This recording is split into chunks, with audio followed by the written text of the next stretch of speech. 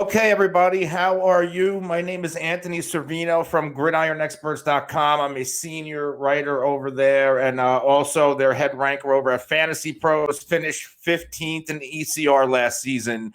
I'm also the co-host, co-creator, and producer of the FF Faceoff podcast. My co-host, Mike Hoff, was supposed to be with me tonight on this AMA, but he had a family emergency, so we'll send good vibes Mike's way, but let's get started and feel free. I'm going to get to some of these pre-existing questions here, and then I'll catch up and get to anything new. But feel free to ask me anything NFL or fantasy football for the next 60 minutes. Let's start. Let's start at the top. I'm scrolling back up here. And it looks like Blanked asked, with the news of Brandon Brooks tearing his Achilles and being out for the season, does this affect your guys' PPR rankings for Miles Sanders? I can't speak for Mike, but I do think Brandon Brooks' injury is going to have an effect on Philadelphia. The first time, at least in my recent memory, the Eagles are going to be without two key starters from the previous season. You have to remember that Jason Peters, longtime Eagles left tackle, he's a free agent, and they're going to go with last year's first-round pick Andre Dillard as the starter. You have Brandon Brooks out, so we're going to have two changes to a usual top five Eagles offensive line. So, of course, it's going to affect the running game. But with Miles Sanders, he's an explosive back. He's an explosive back out of the backfield catching passes. So not only do I like Miles Sanders, maybe a little bit more that he's going to have additional opportunity as a receiver, but I've been also talking up Austin Scott. If you look at the Eagles wide receiver core, I want nothing to do with it in fantasy football. Alshon Jeffrey, there's still no timetable for his return. He's their possession receiver. They drafted Jalen Reagor, Hightower, and then another late-round receiver. They have Deshaun Jackson. He's good when he plays, but at this juncture of his career, you can't depend on him to stay healthy. They brought in Marquise Goodwin, another player, very explosive, a lot of speed. He can't stay healthy. So that tells me, with so much uncertainty at receiver for the Eagles, these running backs and these tight ends are really going to dominate the passing down. So, no, I'm going to keep Miles Sanders right there. There's a shot that I move him back and possibly drop him to 13 because that 10 to 14 range of running backs, like I don't have Austin Eckler and I don't have Aaron Jones in my top 12. There's a chance that one of them can creep in, but I don't see myself dropping Miles Sanders too far because of the Brooks injury. We have Sam asking, Anthony, you're low on Marlon Mack, Mark Ingram, Damian Williams compared to the consensus. I assume that you see the rookies taking the bulk of the work. Are you at all worried about the weird offseason or Ingram Mack having proven success in their offenses, particularly with Dobbins and Taylor? Would you confidently take them ahead of Ingram and Mack, or maybe avoid all of them? I do know I have Damian Williams fairly low. I'd have to check where the consensus has these three guys, but I don't feel like I'm incredibly low on Mark Ingram.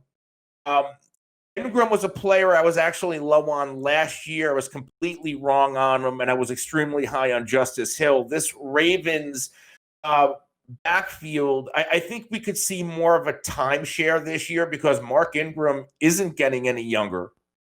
And I can see J.K. Dobbins taking a little bit of work, but the backfield that I'm really intrigued by is Indianapolis. Everybody seems to be pretty low on Marlon Mack. He's going into a contract year, and everybody seems to be really high on Jonathan Taylor. But my issue with Jonathan Taylor, I feel like it's getting criminally overlooked, is the fact that, and don't quote me on this, I'm going to use a roundabout number here. He fumbled on one out of every, right around 53 touches in college. And if you look at the reports or the reactions on Roto World to, they have the news story and then they react to it. They called him stone hands, which basically suggests that he doesn't catch a lot of passes. If Jonathan Taylor doesn't get the ball security under control and you bring up the weird offseason, he's a player that could potentially be a first-year disappointment. And that makes me think of the season that everybody was high on Rashad Penny and Ronald Jones coming out. And both of those players are still disappointing, albeit they don't have the talent. I don't think they're the talent that Taylor is. Ball security will keep you on the sideline. Marlon Mack is a steal at his current ADP. And the whole Chiefs situation's a mess. I think Damian Williams is a player that you can confidently take. And I'm running I'm going to run their ADP over at Fantasy Football Calculator right now.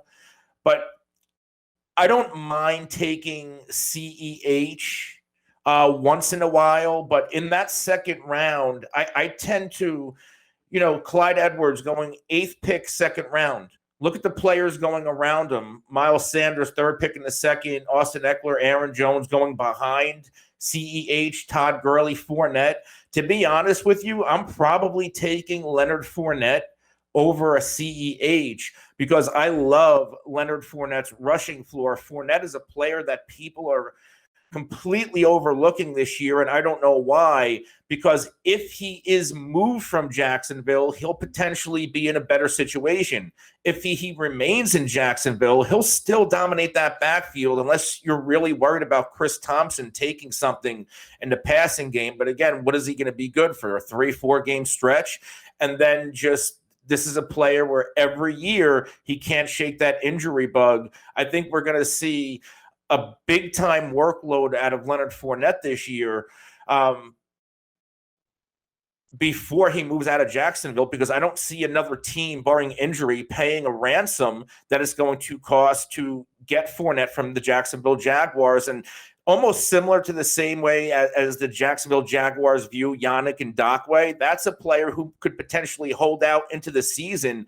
Sure, they value these players pretty fairly, but the consensus around the league, it shows that you could probably get these players cheap, and that makes me think of like the Jadeveon Clowney situation last season, where this is a player who would normally command a first-round pick in return, but Bill O'Brien sold him off for peanuts.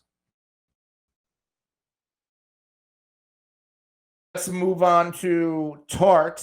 Yes, you seem to have pretty different opinions on Kenyan Drake. Again, Mike isn't here. I'm fairly high on Kenyan Drake. And I think Kenyan Drake, if you look at his usage, right from the get-go with the Arizona Cardinals last year, I'm going to use a round number again. They gave him just over 150 touches in 8 games. His career highs with the Miami Dolphins, I think his biggest workload was 172 touches one season. Arizona has shown a commitment to Kenyan Drake. He seems to work in that offense, and I think that now that they have DeAndre Hopkins, that Kenyan Drake could have the field open up a little bit more for him, because Arizona Cardinals finally have that dominant receiver that Christian Kirk isn't, and that Larry Fitzgerald no longer is. So I have a lot of optimism for Kenyan Drake. I'm also not forgetting about Chase Edmonds. Chase Edmonds, I think, will still have some value. You can get him in your fantasy drafts at a big-time value, not only as a handcuff, but he could also have some standalone value. But I'm all in on Kenyan Drake this year.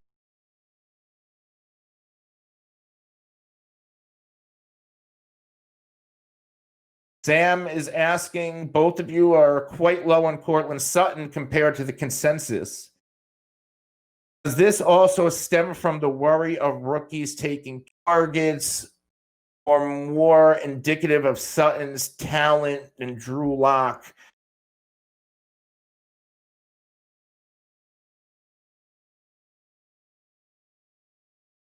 This on the show a lot. A ton of competition at the wide receiver position. There are about 30 receivers I can realistically put into my top 24, which means that there are 6 who aren't going to make it. And unfortunately, Courtland Sutton drops out. And it's more so we don't know a ton about Drew Lock, and I'm extremely optimistic on Drew Lock. Mike believes the Denver Broncos are a playoff team. I think they're a fringe playoff team, and this could be a breakout season for a player like Courtland Sutton.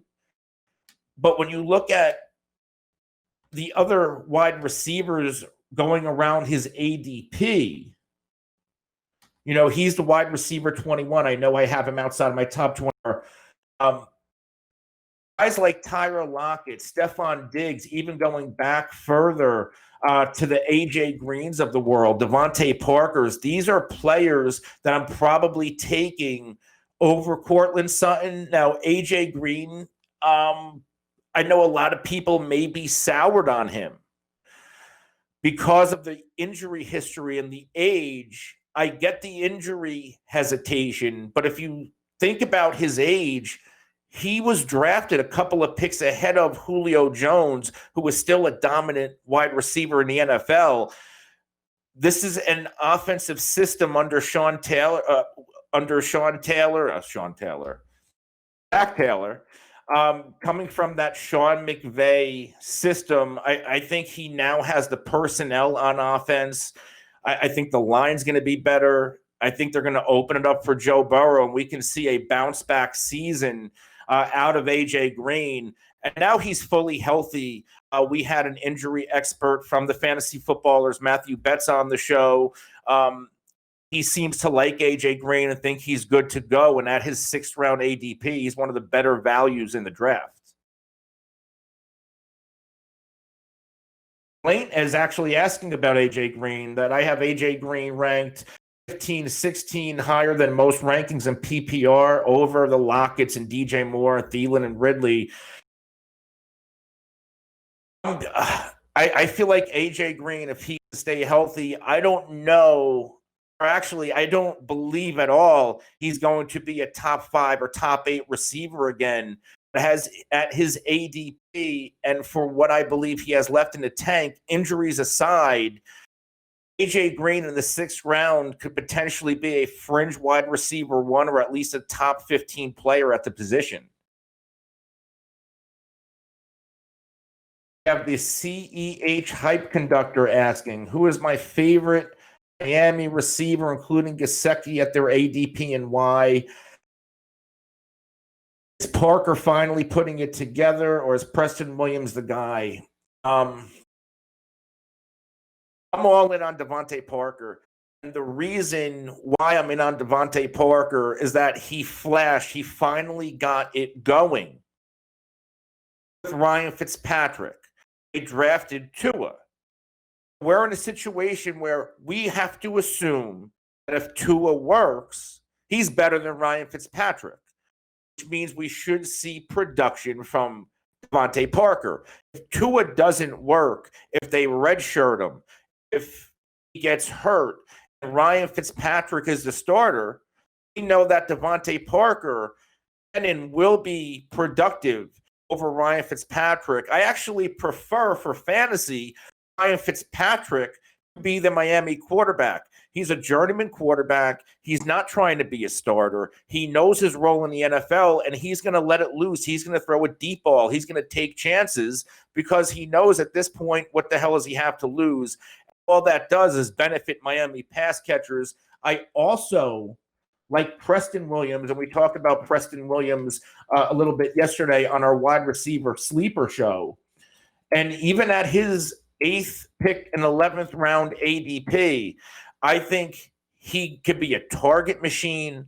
There's not really a number 3 in that offense. Albert Wilson's more of a gadgety type player. Preston Williams dominated lining up on the outside. I believe he is 6'4", frame, big-bodied receiver, could be a big-time red zone target. So I like both of these receivers, but it depends on what you want to pay.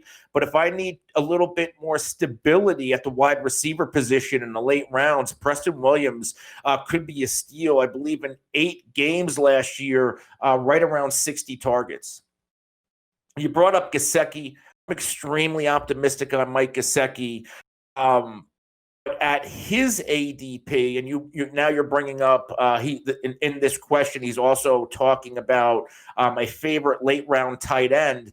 I'm probably passing on a player like Mike Gesicki and going after a few of my late round targets. And Gesicki's going as a tight end 15, fifth pick in the 13th round, fantasy football calculator, PPR 12 team formats. Right behind him, a Jonnu Smith, who has flashed in each of the past 2 seasons. I have a volume issue with Jonnu Smith. I like Dallas Goedert a lot, right around 85, 87 targets, and that's with Zach Ertz commanding about, north of triple-digit targets almost every season. I don't mind Dallas Goedert. I talked about how much I do not like Eagles receivers and how much I do believe the tight ends and the running backs will facilitate that passing game. So I don't mind Goedert. The player that I love is Blake Jarwin. If you like Hayden Hurst, and I made a tweet about this, with their comps, Blake Jarwin comps out well to Hayden Hurst in a lot of categories. And I believe Hayden will get more targets, but Blake Jarwin could be a big piece of this Dallas offense that nobody's even talking about. I know that the cliche, there are a lot of mouths to feed in Dallas, but with Randall Cobb and Jason Witten gone, they had 83 targets apiece with them. That production could be easily split, or possibly even a little bit going to the favor of CeeDee Lamb, and Blake Jarwin possibly gets the rest. I love Blake Jarwin. And another one you can have for free, Jack Doyle.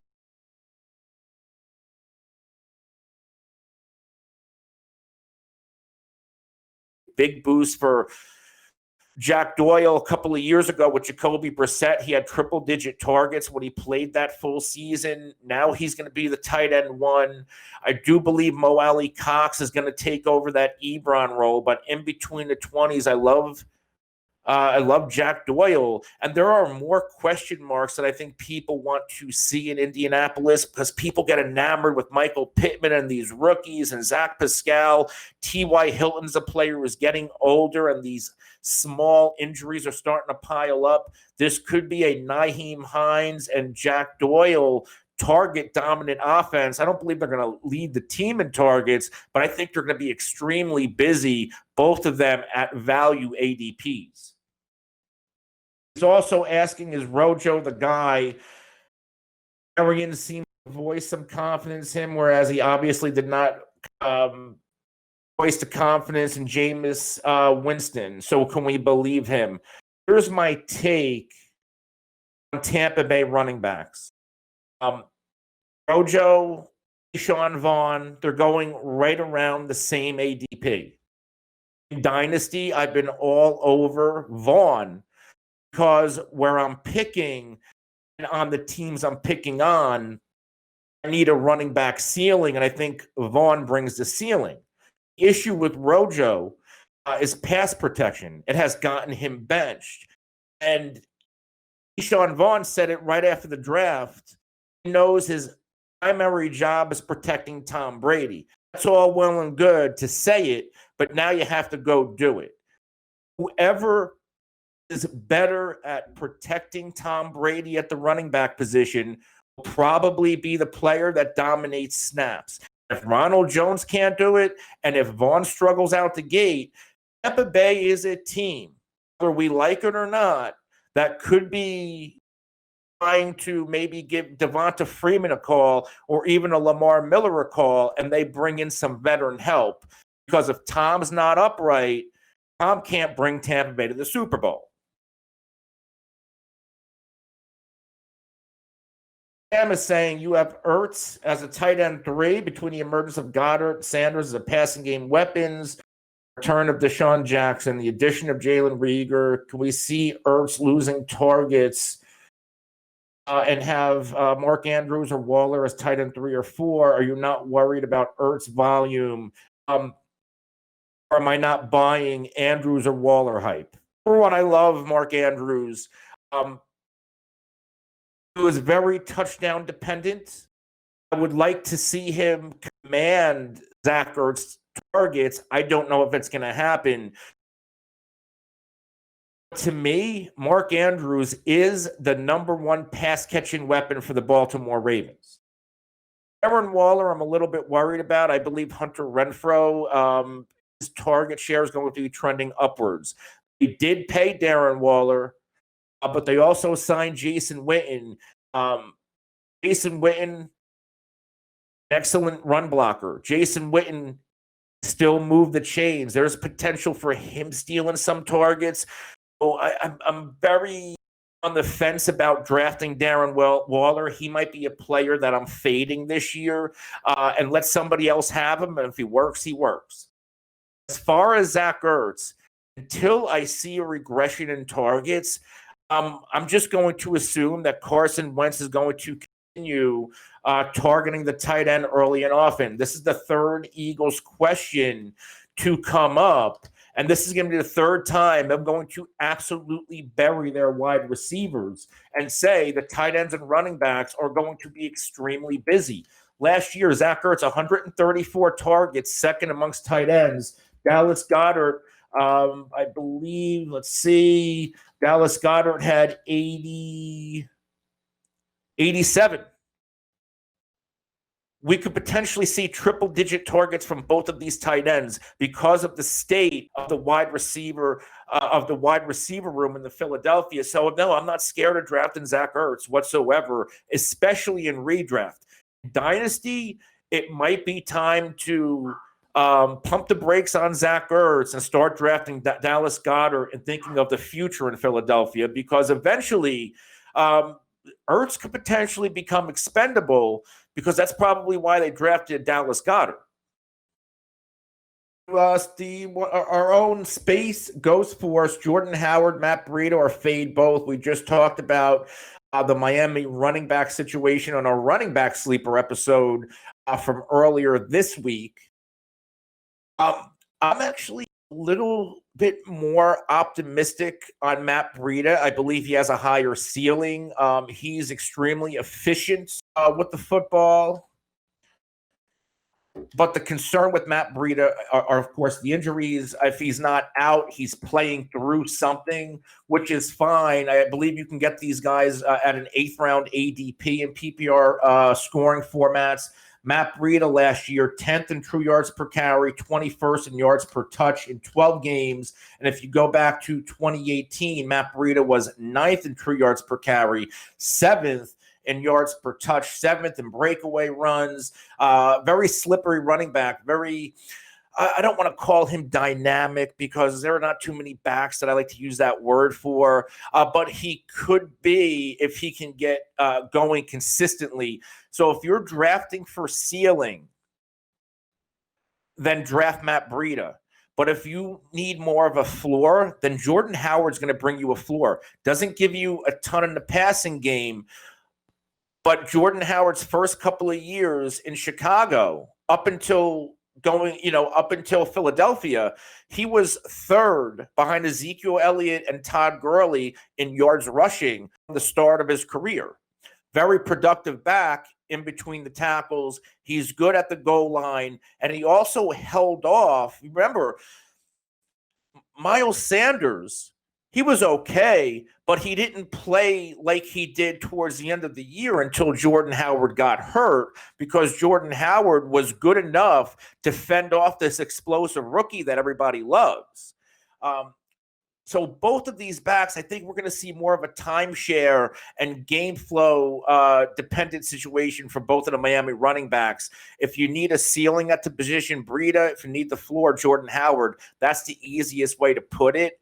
And I don't even know if this guy is going to make the roster, but if you're in a deep league or a deep dynasty league, I've been taking small shots at Patrick Laird because if he does make the team as the 3rd running back and Matt Breida goes down, Patrick Laird, you can have him for nothing in dynasty. You can have him for nothing in redraft. he could potentially be a nice little safe floor PPR piece. You can have stashed on your bench. And this is going to be a better Miami Dolphins team than last year. So I wouldn't mind if you're in deep leagues, pick up Patrick Laird. Doesn't cost you anything, and he's your expendable bench player if you need to pick somebody else up.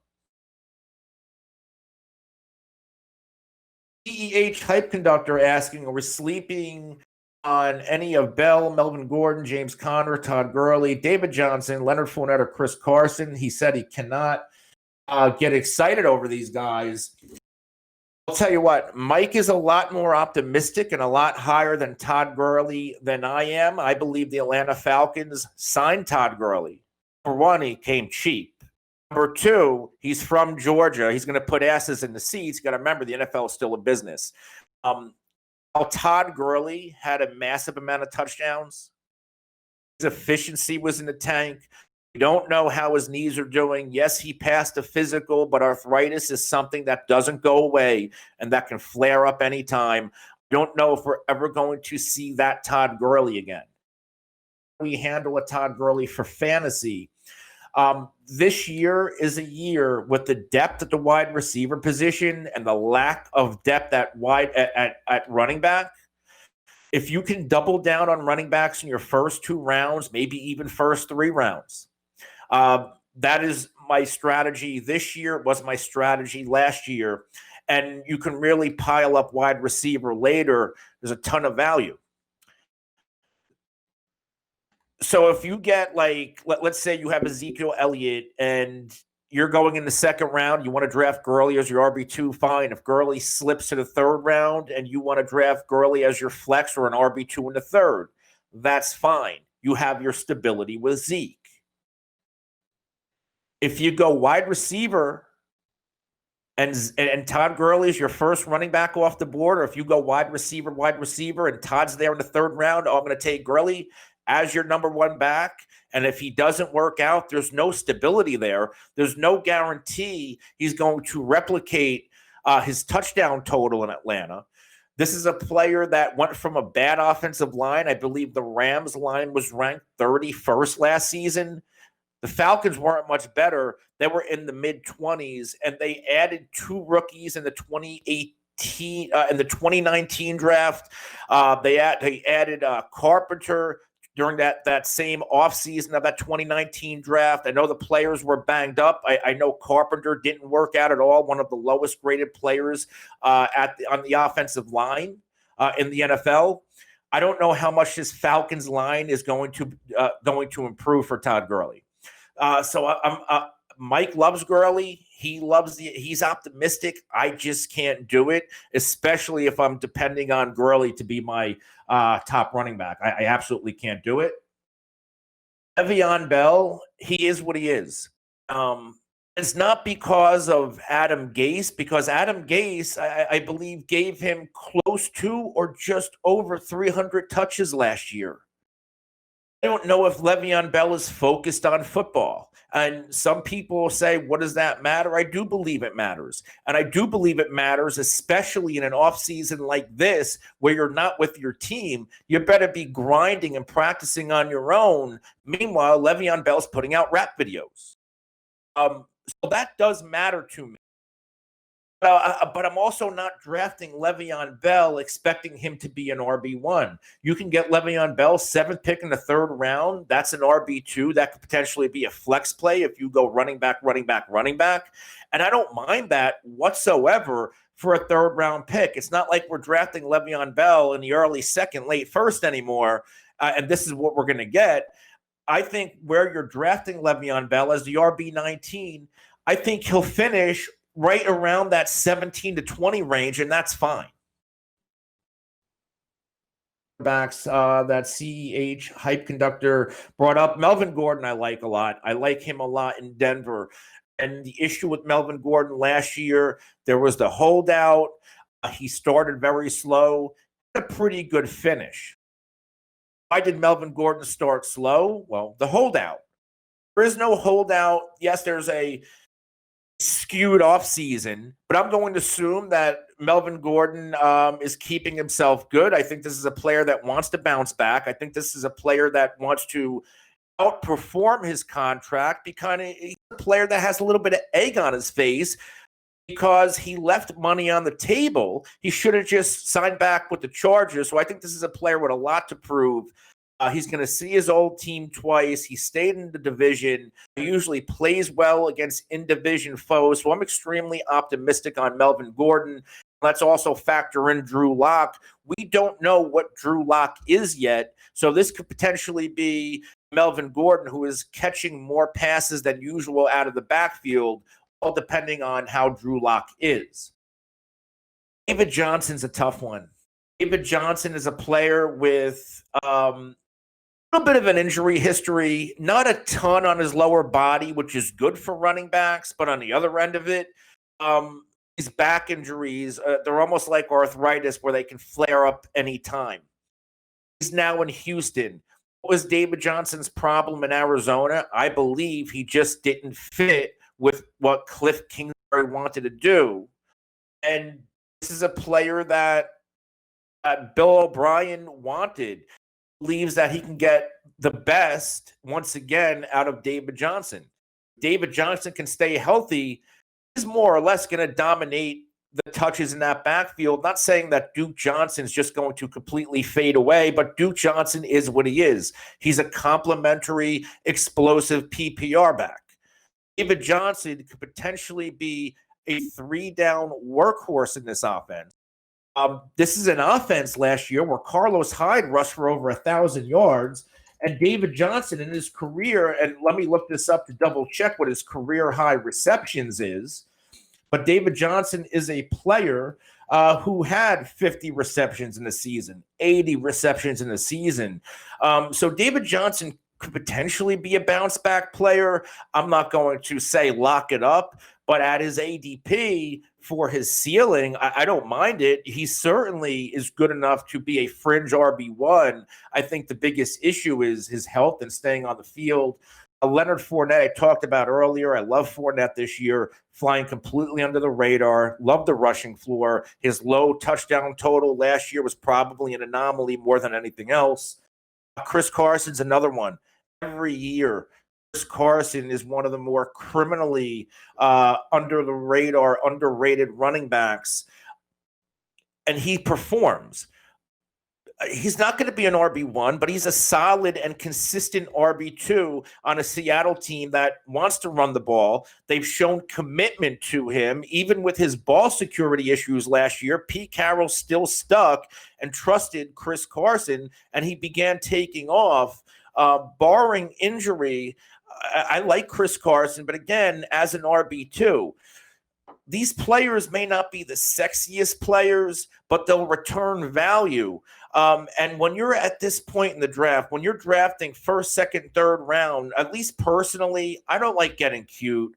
I don't like drafting low floor, high ceiling players. I want consistency. I want guys who I know are going to give me something every week. They might not win me a week, but they're not going to lose it for me either. And then shoot for the ceiling, shoot for the star later in the draft, and hopefully you hit. Art is asking which 2020 day 3 pick do you expect the most production down the line from? Please.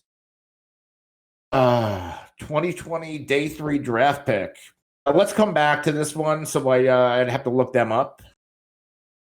Space Ghost Force is asking if you had to pick a stack to shoot for on any of your redraft PPR leagues, which stack would you prefer this year? Drew Brees, Michael Thomas, Patrick Mahomes, Tyreek Hill, Kyler Murray, DeAndre Hopkins. I think the slam dunk answer for me is Mahomes and Tyreek Hill. If both of these players are healthy, we know what they can do. Close second is Drew Brees and Michael Thomas.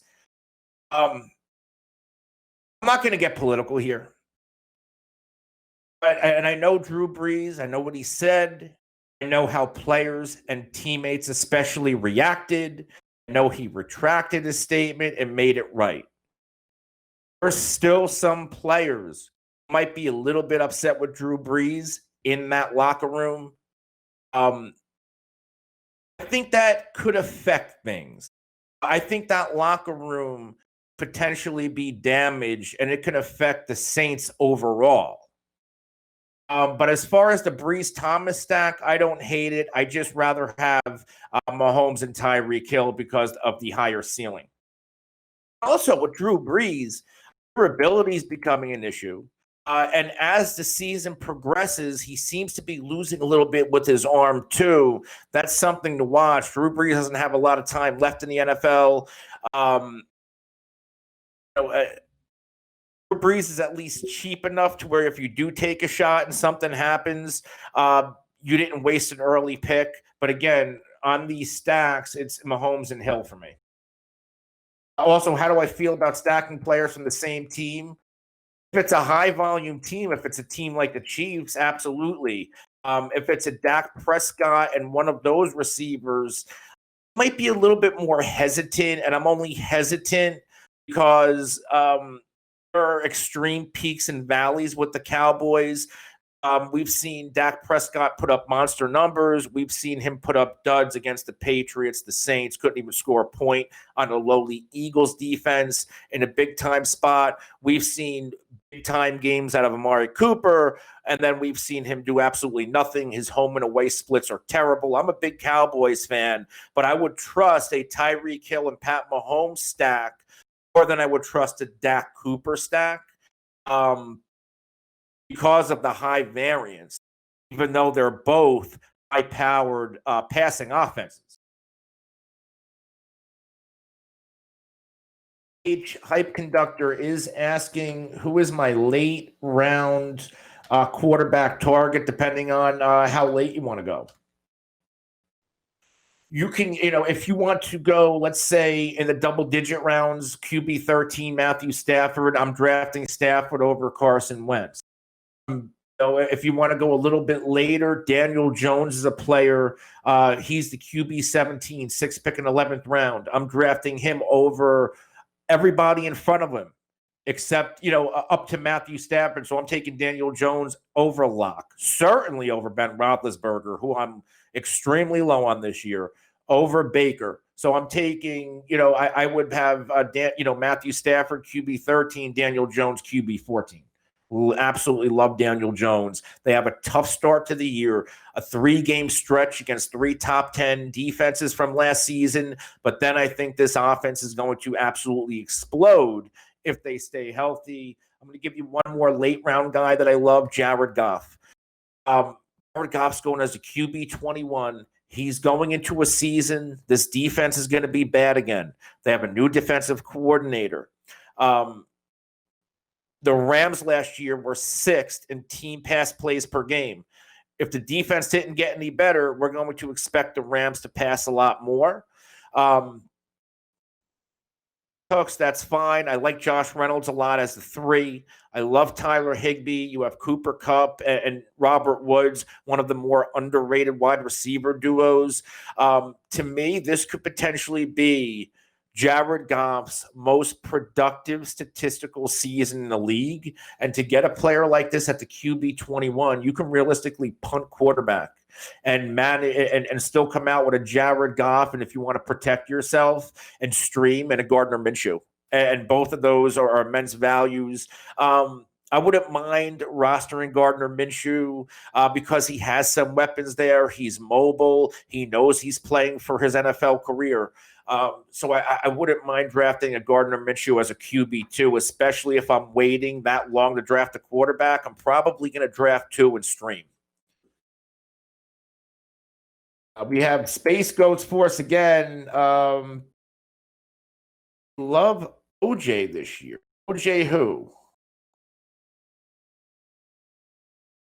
Is it all the weapons added, or did you something last year to have him boosted almost 30 spots in the rest? Which OJ are we talking about? I'm going to try to a comment here. Space Ghost, if you're listening, which OJ are you talking about? Howard. OJ Howard? Am I that high on OJ Howard? While I'm pulling these up, my thoughts on Tampa Bay with Tom Brady. I think Tampa Bay, is a Super Bowl team. I believe that's what they're going to be playing for. They have actually a better offensive line. If you look at Pro Football Focus, I believe they were a top 12 unit last year, possibly even in the single digits, and they drafted a left tackle in the draft. Very talented wide receivers. You have 3 talented tight ends. And O.J. Howard, if Tom can't get O.J. Howard going, then it's not going to happen. I do think O.J. is going to have some value. If you're in a fantasy league where you need to start 2 tight ends, then I'm going to draft O.J. Howard and take a late shot as a tight end too. I'm not trusting O.J. Howard as a tight end 1. I can't do that. But here, I'm looking at my rankings here. I have O.J. Howard as my tight end 30.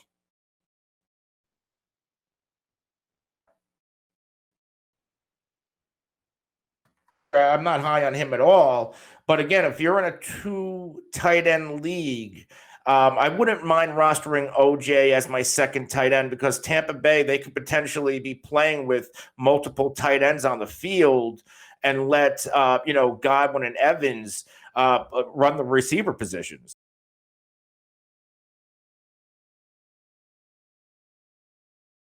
Ghost is asking again, in redraft, would you rather reach for handcuffs, trade during the season, or is it all considered situational? Some handcuffs are more must-have, so I was curious about how I approach it. I don't target handcuffs. And here's an example. Years ago, when Zeke was facing his suspension, I had Zeke a lot. I think that was the year Tony Pollard was around. Oh no, was it last year? I didn't draft a Zeke handcuff. I kind of just wrote it out with my depth, and Zeke played very sporadically and erratically that year when he was dealing with the suspension and all the court proceedings. No, I don't. I'm not going to overdraft a handcuff. Now, in this case, let's bring up a Dalvin Cook. Melvin Gordon is a player that he's threatening a holdout, already has injury concerns. So it's not just one thing with Dalvin Cook, it's 2. So if I'm a Dalvin Cook owner, yes, I'll probably want to get my hands on Alexander Mattison this year. If I'm not a Dalvin Cook owner and I can get Madison a decent price, I might just take him, number 1, so the Dalvin Cook owner can't have him. And number 2, if something happens with Cook or he doesn't play, you potentially have the Minnesota Vikings RB1, but don't expect Dalvin Cook production. Dalvin Cook's a special player. I like Madison. I understand that he averaged a 10th or 4.6 yards per carry to Dalvin Cook's 4.5. I'm not going to, blow that out of proportion. Alexander Mattison is what he is. He'll be productive, but he's not going to be Dalvin Cook. No, I'm not going to overdraft a back's handcuff. If I'm that worried about the running back in the first place, I'll probably just fade him instead of having to pick a second bench spot. Or, if I do suffer a running back injury, there's always something on waivers that you can get to fill in the blank. Would I consider the top 3 most valuable handcuffs? At running back, I just said Alexander Mattison is certainly could be the most valuable. Tony Pollard is a player that might have a little bit of standalone value because he is explosive. But again, if you're in a league deep enough to where you have to start Tony Pollard, then that's more of an anomaly than anything else. But with Zeke and the production that they give him or the opportunity they give him in Dallas, Tony Pollard would be a valuable handcuff. But again, I'm probably not rostering him outside of off the field issues. I'm sorry, that's my Pomeranian coughing. Outside of off the field issues, Ezekiel Elliott is as durable as they come. Boston Scott's a handcuff that I love in Philadelphia. Boston Scott, not only is he very good handcuff, he also has standalone value. You can get him, absolutely steal him in your fantasy drafts. I don't know why people are so low on Boston Scott. He went on an absolute tear during the final quarter of the season. And Miles Sanders was healthy and productive in his own right. Again, I'll bring up the Eagles pass catchers. That's Boston Scott. He's going to be catching a lot of passes. He kind of reminds me of Darren Sproles. I know that's a lazy comp, but in this Eagles offense with Doug Peterson, that's really the comp. When you look at Darren Sproles, when you look at what Boston Scott did, albeit it was a small sample size, but what you're paying for Boston Scott, second pick in the 14th round with his standalone value, that is extremely tough to pass up. And I will give you one more handcuff that I love here. Let's go.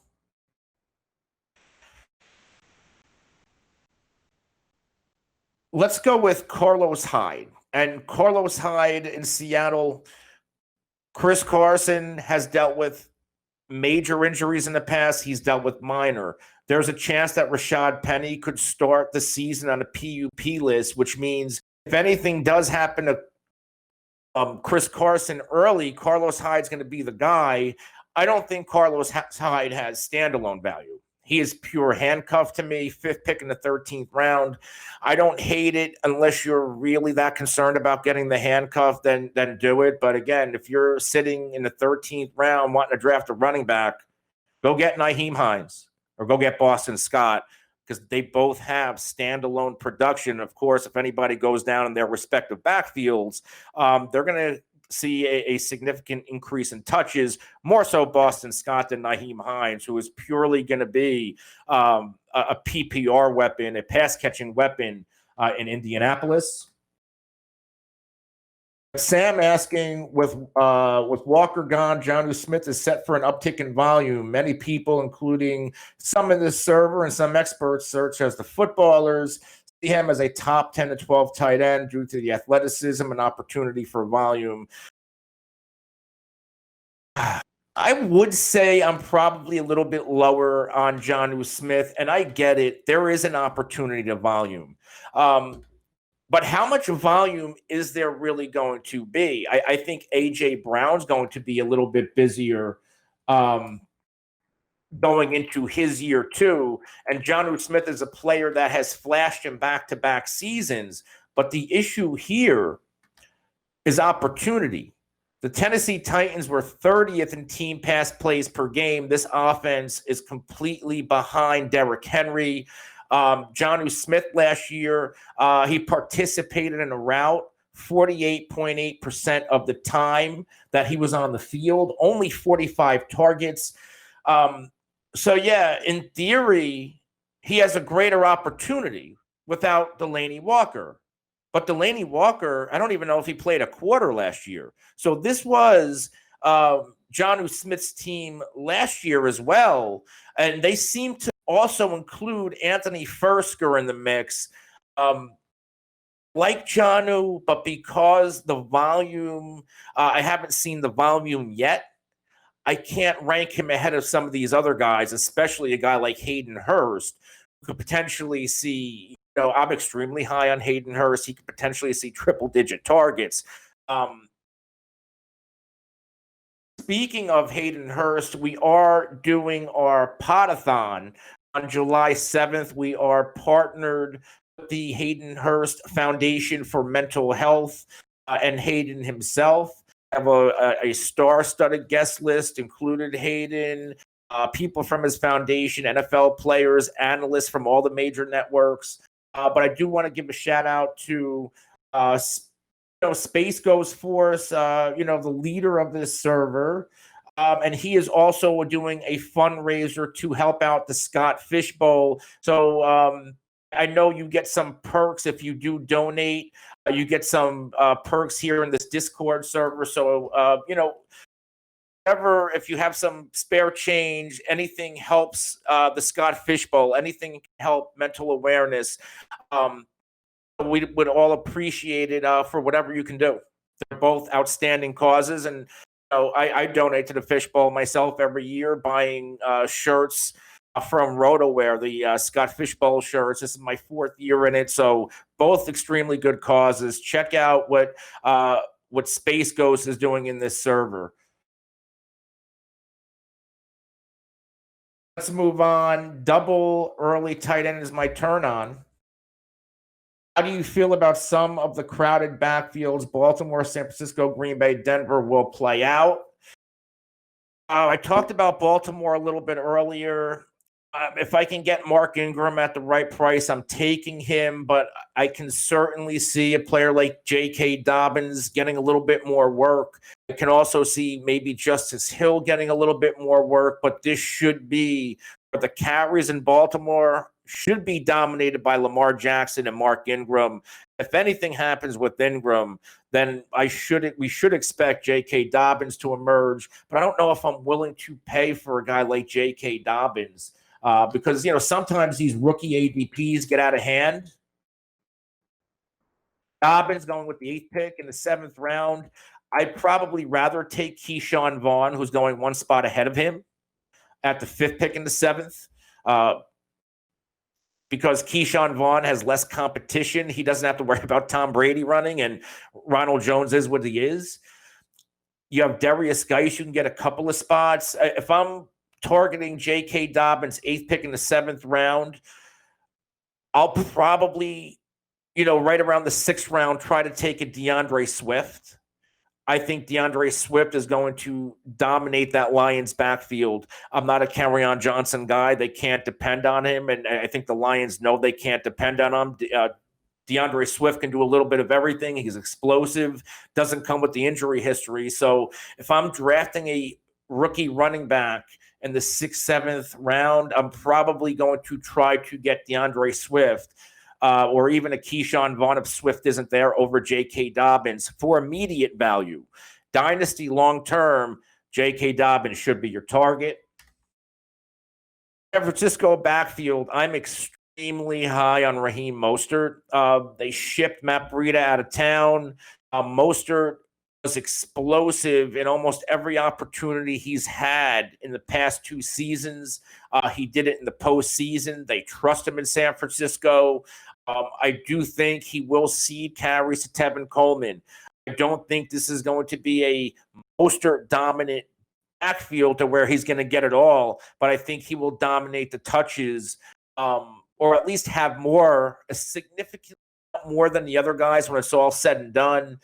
They have Jeff Wilson, have Jerick McKinnon, who we don't even know what Jerick McKinnon we're going to get, if his knees are going to hold up, and what role he will have. But Raheem Mostert, I don't want to call him a must-have. If there is a situation, and I hate doing it because I want my running backs early this year. But there's a situation where I'm going wide receiver.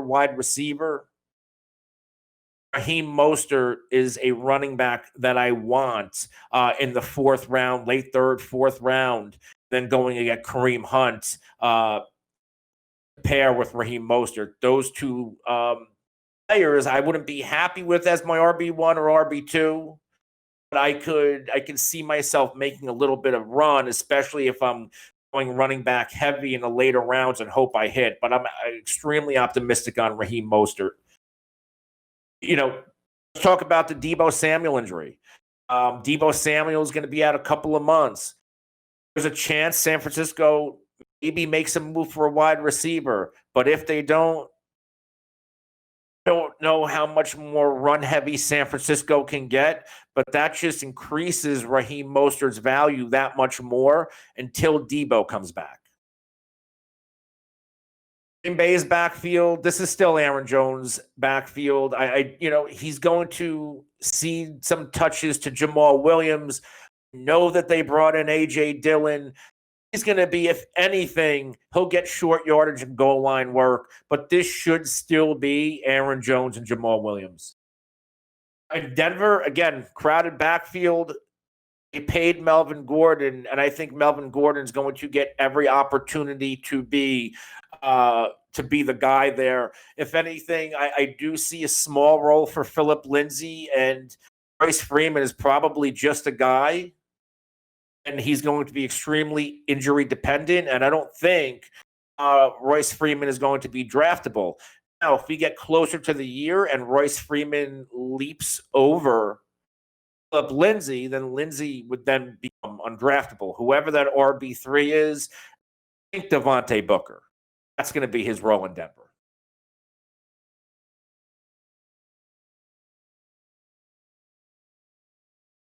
Stephen L. Smith, why did you guys individually rank Allen Robinson higher than Adam Thielen in standard? Honestly, I do not update my standard rankings. In the ECR, we are graded on PPR and half-point PPR. As far as standard, I don't really mess with them a lot. Even Amari Cooper, injury history is scary. We worry about drafting him even though he has top 10 receiver potential. He is currently being taken in the third or fourth round in 10-man league. Should Amari Cooper drafters also try to draft Michael Gallup as insurance just in case Cooper gets hurt?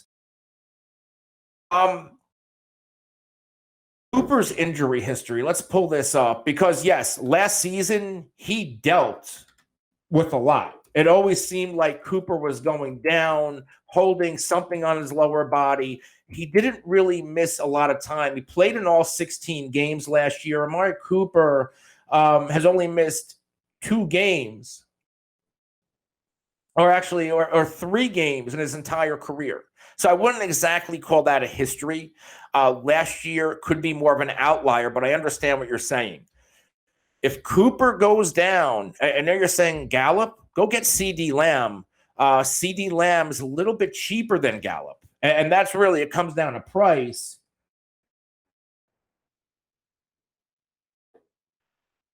CeeDee Lamb you can get in the 9th or 10th round. If you are going to play the handcuff game at receiver, I wouldn't go with Gallup, I don't think. I would try to go Cooper and a CeeDee Lamb. And let me just double check something here. Yeah, Gallup 8th pick in the 7th round, CeeDee Lamb 9th pick, 10th pick in the 9th round. So I'd rather fill another position of need in the 7th and then go get a CeeDee Lamb because both Gallup and Lamb will be productive if Cooper goes down. CeeDee Lamb's just a little bit cheaper.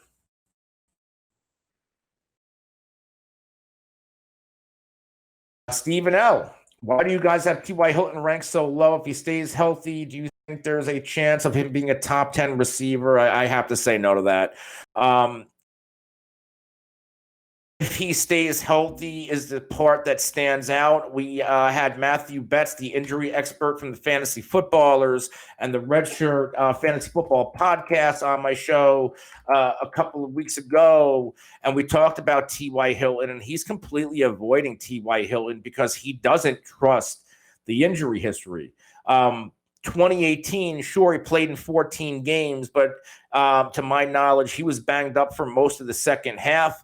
Last year, the lingering injuries come back, only plays in 10 games. And the way Matthew put it, the way these injuries at this age and these recurring injuries, it's only going to continue to get worse.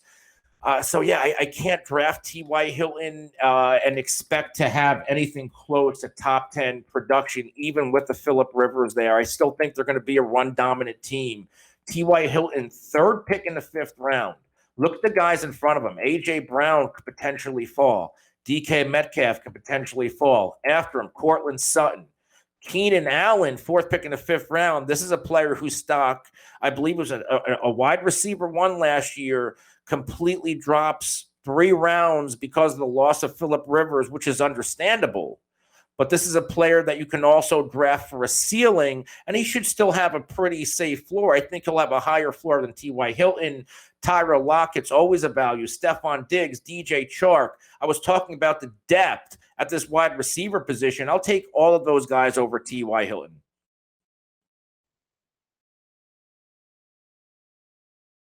Gurnals is asking, what are your thoughts on the Buffalo Bills backfield situation? We could potentially see a 50-50 split between Moss and and Devin Singletary. I'm not a Devin Singletary guy. He didn't show me enough last year. I'm not sold on him. It also looks like, and yeah, the Buffalo Bills, you think defense and run. Josh Allen, in most quarterback rushing categories to Lamar Jackson, he was number one in touchdowns rushing by a quarterback. Josh Allen is the goal line back for the Buffalo Bills. So whether it's Moss or Singletary, we're going to assume that their ceiling is capped because of what Josh Allen does in the red zone. They also brought in Stephon Diggs. They still employ Cole Beasley and John Brown. I think the Bills are a team that we could see pass the ball a little bit more and try to get a little bit more explosive on offense. So I've been fading the Bills' backfield, but if I have to take one, I'll take Zach Moss because he's a hell of a lot cheaper than Devin Singletary.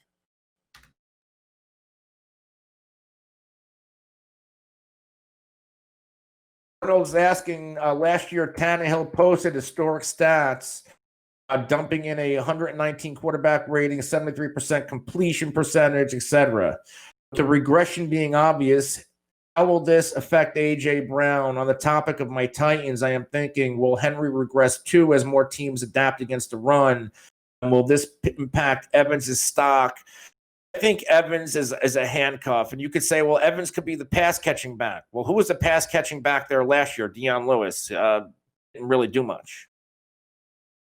I don't know if they don't pass ball to the running backs a ton in Tennessee.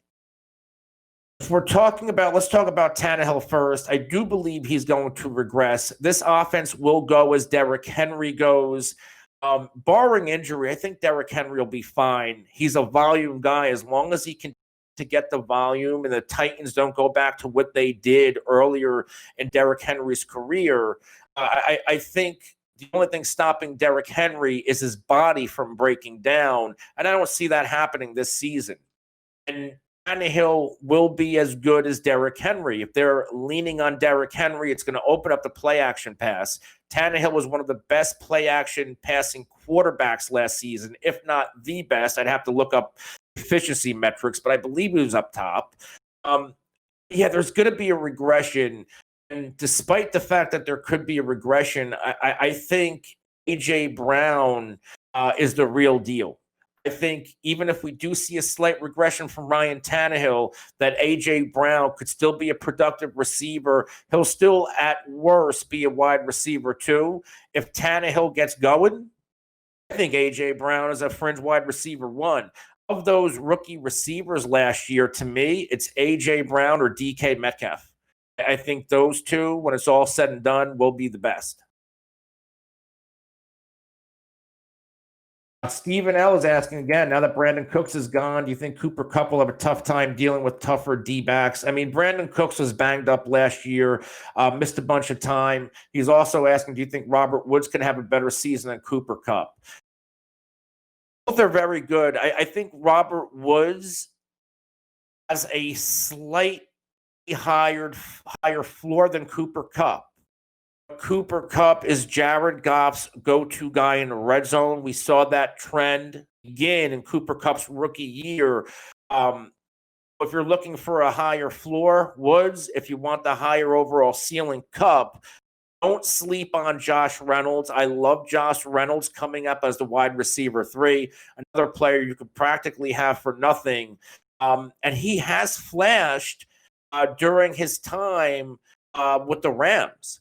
What's going to be his opportunity to start. So I'm extremely optimistic about Josh Reynolds. I believe, you talk about players that I'm high and low on. I'm surprised nobody's killing me. I believe I have Cooper Kupp ranked as a where's my Cooper Kupp ranking? I have Cooper Kupp ranked as my wide receiver 7. I'll defend it all day. He did it last year. I think we can see it again. Absolutely love Cooper Kupp, and where you can get him for where his ceiling is. Like I said, running back Cooper Kupp in the 3rd. I've been loving how my teams turn out. Right. It looks like we are out of time. I know I missed a bunch of the more recent questions, guys. If you want to shoot them at me, I don't know if you're on Twitter. Ask me on Twitter. You can ask me on here, but I am going to get off here. My wife just got home from work. I'm going to go eat some dinner, but you can get me these questions and I will answer them at Twitter at the Real NFL Guru. You can even ask me them here if you want to. I'll try to get to every single one. Everybody, thanks for tuning in. I 100% appreciate it. Follow me on Twitter at the Real NFL Guru. Follow my show at the FF Faceoff, and follow my co-host at the FF Realist, Mike Hoff, who could not be here tonight. Really big family emergency. My prayers, of course, or all of our prayers, go out to Mike. Have a good night, everybody. I hope to do this again. This was a lot of fun.